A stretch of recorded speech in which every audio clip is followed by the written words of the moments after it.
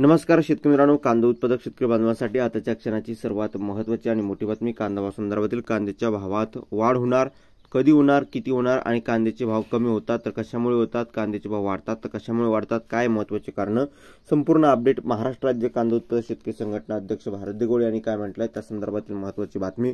संपूर्ण घडामोड आपण या व्हिडिओच्या माध्यमातून बघणार आहोत आणि आंदोलन करण्याचा इशारा या ठिकाणी कांदा शेतकरी संघटनांनी केलाय. बघू शकता, संपूर्ण बातमी स्क्रीन शकता. बिहारसह महाराष्ट्रातील निवडणुकांशी कांद्याचा संबंध, केंद्र सरकारवर षडयंत्र रचल्याचा आरोप. बघू शकता, मागील 6 महिन्यापासून कांद्याचे दर 1 ते 1,500 रुपयांनी दरम्यान स्थिरावले आहेत.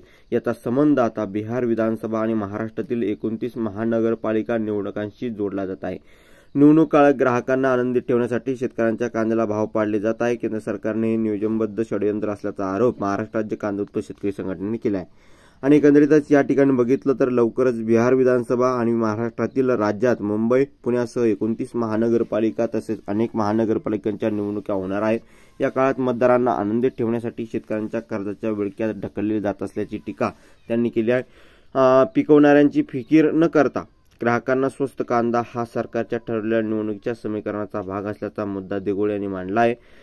दरम्यान दर स्थिरीकरण योजनेअंतर्गत केंद्र सरकारने 3 लाख मेट्रिक टन कांदा खरेदीचे लक्ष वेधले आहे आणि निवडणुकीच्या काळात हा कांदा बाजारात आणून दर पाडले जातात असे उत्पादकांचे म्हणणे आहे. बिहार विधानसभा व राज्यातील स्थानिक स्वराज्य संस्थांच्या निवडणुका असे घडण्याची धास्ती उत्पादकांना या ठिकाणी आहे. एकंदरीतच ही महत्त्वाची बाब आहे आणि एकंदरीतच या ठिकाणी बघितलं तर आंदोलनाचा इशारा. कांदा ग्रामीण अर्थव्यवस्थेचा कणा आहे, परंतु शेतकऱ्यांची हित बाजूला ठेवून सरकार केवळ राजकीय कायद्यासाठी निर्णय घेत असल्याचा आरोप भारत दिघोळे यांनी केला. शेतकऱ्यांना मालास हमी भाव, शाश्वत साठवण, निर्यात यंत्रणा उभारली नाही तर सरकारचा उद्रेक रोखता येणार नाही. धन्यवाद. लक्ष्मी आणि एकंदरीतच या ठिकाणी बघितलं तर शेतकऱ्यांची फसवणूक करून त्यांचे कष्टाचे पीक नमोहरम या ठिकाणी करणे हे सरकारचे धोरण दिसते. यावेळी शेतकरी गप्प बसणार नाही तर राज्यभर आंदोलन केले जातील असा इशाराही कांदा उत्पादक संघटनेने दिला आहे. धन्यवाद.